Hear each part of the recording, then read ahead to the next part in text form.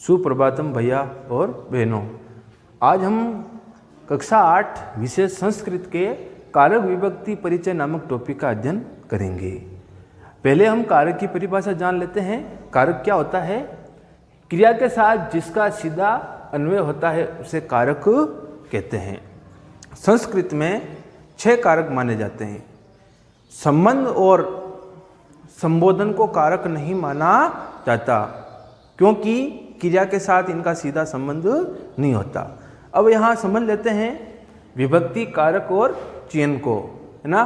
तो प्रथमा के साथ कर्ता और चिह्न होगा ने, यानी कर्ता ने प्रथमा विभक्ति आएगी कर्ता के साथ। द्वितीय विभक्ति आएगी कर्म के साथ जिसका चिह्न है को। तृतीय विभक्ति आएगी करण जिसका चिन्ह होगा से के द्वारा। चतुर्थी विभक्ति आएगी संप्रदान जो के लिए यानी दान देने की दृष्टि में संप्रदान कारक का प्रयोग किया जाता है। पंचमी विभक्ति अपादान के साथ आएगी जिसमें किसी अलग होने या पृथक होने का भाव दर्शाता है। षष्ठी विभक्ति जो संबंध दर्शाएगी उसमें काके की रा रे री चिन्ह द्वारा समझा जाएगा। सप्तमी विभक्ति अधिकरण आएगा जिसमें मैं पर चिन्ह दर्शाया जाएगा। संबोधन में है और अरे। तो इसी प्रकार इनका हम उदाहरण के अकॉर्डिंग इसका अध्ययन करेंगे। प्रथमा कर्ता ने। तो कर्ता क्या होता है? जो कार्य को करने वाला कर्ता कहलाता है। जैसे उदाहरण के तौर पर बालक जाता है तो बालकः गच्छति, बालकः गच्छति। यहाँ पर कर्ता स्वयं क्रियाशील है तो यहाँ पर कर्ता स्वयं क्रियाशील होने के कारण बालक प्रभावी है, तो यहाँ पर कर्ता बालक हो गया। दूसरा कर्म, जिसमें कर्ता जिसको सबसे अधिक चाहता है उसको कर्म कहते हैं और कर्म में हमेशा द्वितीय विभक्ति का प्रयोग होता है। जैसे रामः विद्यालयं गच्छति।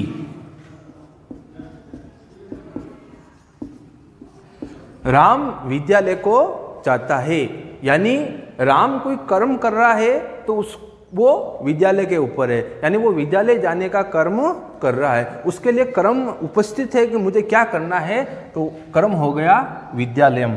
उसी प्रकार तीसरा करण कारक जिसमें तृतीय विभक्ति का प्रयोग होता है से के द्वारा, यानी करण कारक किसको कहते हैं? यानी क्रिया की सिद्धि के लिए जो अत्यंत सहायक है उसको करण कारक कहते हैं। जैसे क्रिया होगी बालक है कंदुकेन क्रीडति, बालकः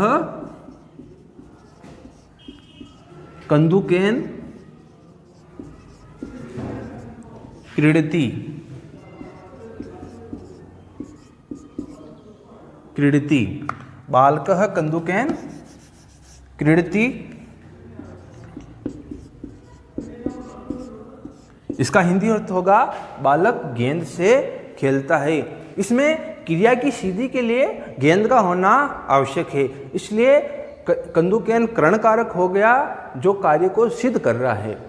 चतुर्थी विभक्ति संप्रदान होता है जिसमें किसी को दान देने की दृष्टि से इस संप्रदान कारक का प्रयोग किया जाता है।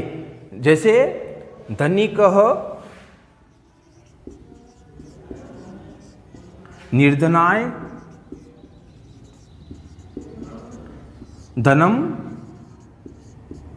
ददाति, यानी धनवान निर्धन को धन देता है, यानी जिसको धन दिया जा रहा है उसमें चतुर्थी विभक्ति का प्रयोग किया जाता है और वही संप्रदान कारक माना जाता है।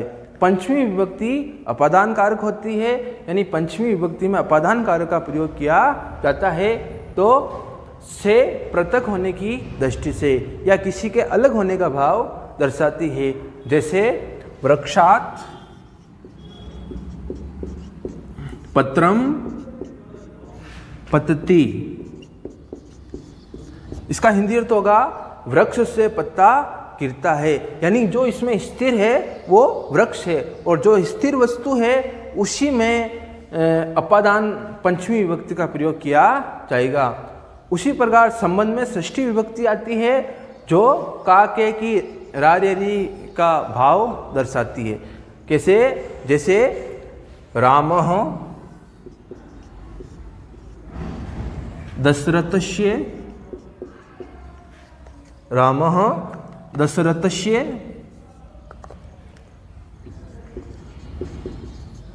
दशरथस्य पुत्रः आसीत्। यहाँ पर इसका हिंदी अर्थ समझ लो, राम दशरथ के पुत्र थे, यानी राम और दशरथ के बीच में संबंध प्रकट हो रहा है, पिता और पुत्र का।